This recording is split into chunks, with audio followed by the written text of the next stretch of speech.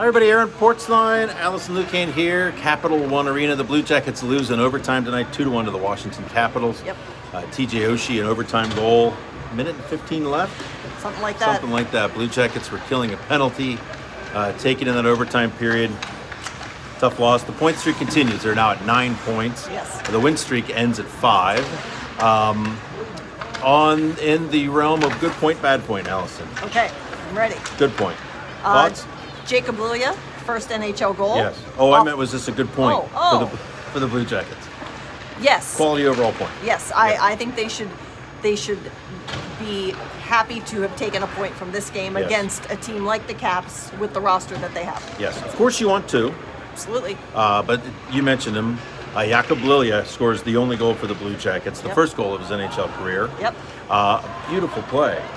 Riley Allison. Nash with the setup Yes. across the Royal Road. And before that, McGinnis with an unbelievable play Yes. from the seat of his pants to sort of sweep the puck over to Riley Nash and sets it up.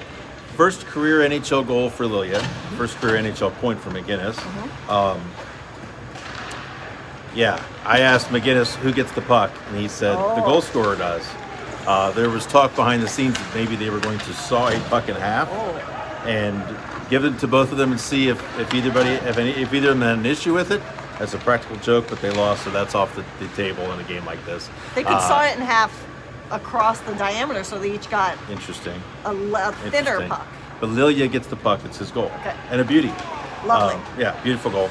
I thought the Blue Jackets, and we've said this for a while now, they played hard. They played with tremendous amount of resilience. This is the team, 8 regulars out of the lineup tonight. We saw it again tonight. There's something about the Caps that bring out the best in the Blue Jackets, but it's still a pretty impressive performance with so many guys out.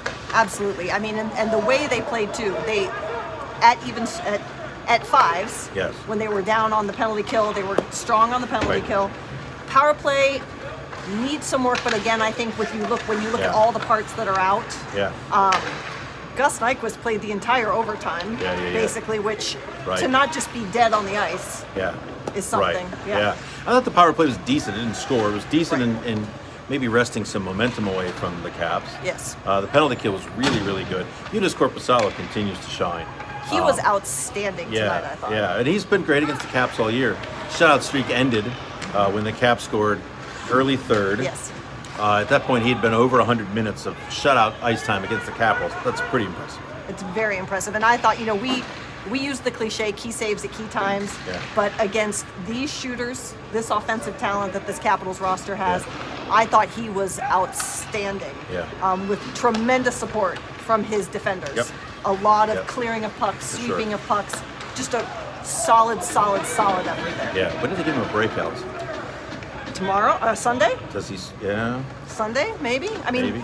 he's played a lot, and he faced 30 plus shots again Right. tonight. Yeah. And a tremendous workload, I thought, Yeah. on him. Yeah. Now let's talk about 2 hits in this game. Tom Wilson, as you may know, plays for the Washington Capitals. Heard of him.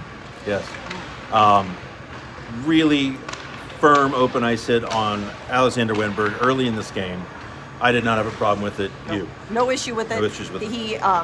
I put out 2 clips of it because the first clip did not show that Wenberg did have the puck.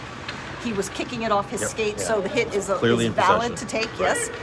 And Wenberg is looking down. Yep. And it's a clean open ice hit. Yes. You don't want to see a player get hurt. He didn't get hurt. Nope. You worry from that perspective, but a good hit in my book. And if Tom Wilson wants that to be a worse hit, Yes. that could have been a much worse hit. I absolutely agree. Yes. Now, the second hit on Lilia, Yes. second period, Yes. off the rush. No penalty called. I'm Correct. not sure what the penalty is there. If there is a penalty, it's probably boarding. Yes. That is a vulnerable player. It's an attempt to injure. I thought it was a predatory hit. You know what? I think John Tortorella, and I'll let you speak for yourself here in a second. I think we agree on it. It did look like a dangerous hit. Yes. But I'm not sure there's a penalty there.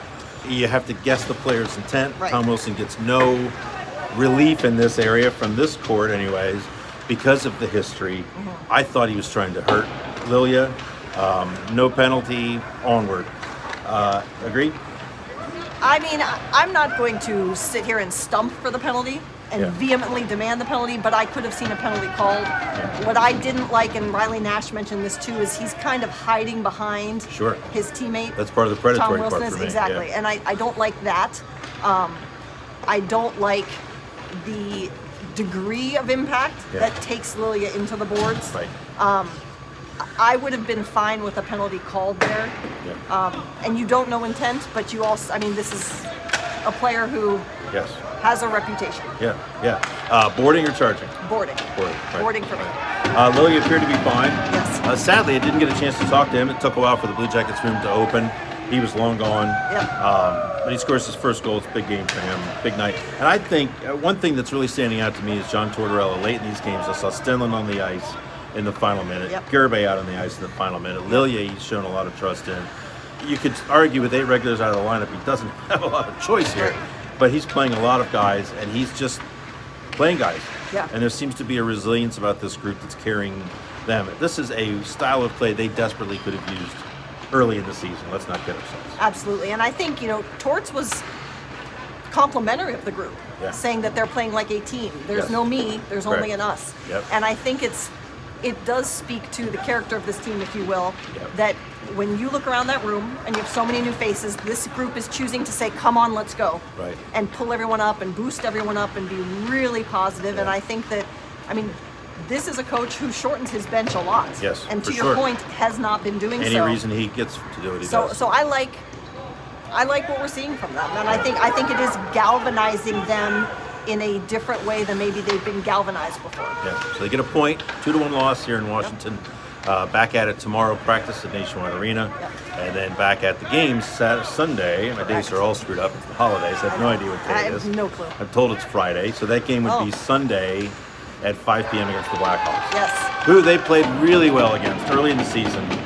It was a forebearer of things to come because they played really, really well, controlled that game against Chicago, And then then lost lost. in and then lost. overtime. It was Elvis's second start, I think.